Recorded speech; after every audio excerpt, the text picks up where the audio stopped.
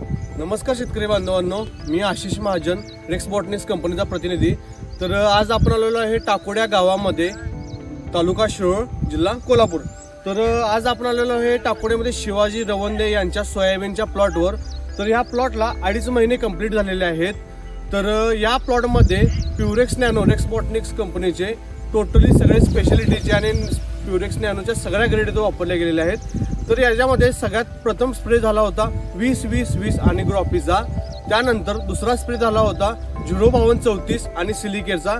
आणि रिसेंटली एक 10-15 दिवसाच्या अगोदर इथे 13-045 आणि सिलिकेटचा स्प्रे झालेला आहे। तर याचे रिझल्ट स्प्रेचे कसे आलेत पहिला आपण बघूया, त्यानंतर शेतकऱ्यांना विचारूया की त्यांना याचे रिझल्ट कसे वाटले आणि तुम्हाला मी पूर्ण प्लॉट दाखवतो। तर तुम्ही इथे बघू शकता पूर्णपणे शेंगा दिसतात लकडलेले, अगदी वर पण शेंगा भरलेत। तर आपण आता शेतकऱ्यांना विचारूया की त्यांना याचे रिझल्ट कसे वाटले। तर साहेब आपलं नाव काय? शिवाजी गणपती रवंदे।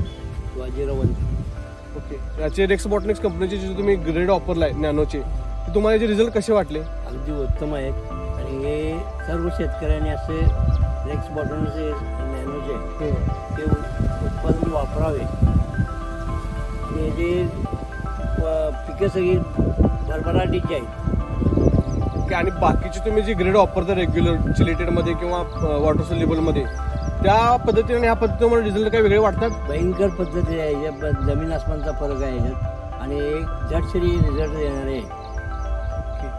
तर मित्रबंधूंनो, इथे आपण कोणताही दुसरं वॉटर सोल्युबल खत न वापरता टोटल प्युरेक्स नॅनो आणि रेक्स बॉटनिक्सची स्पेशालिटीचे ग्रेड सगळे आपण हा प्लॉट आणलेला आहे। दुसरं कोणतंही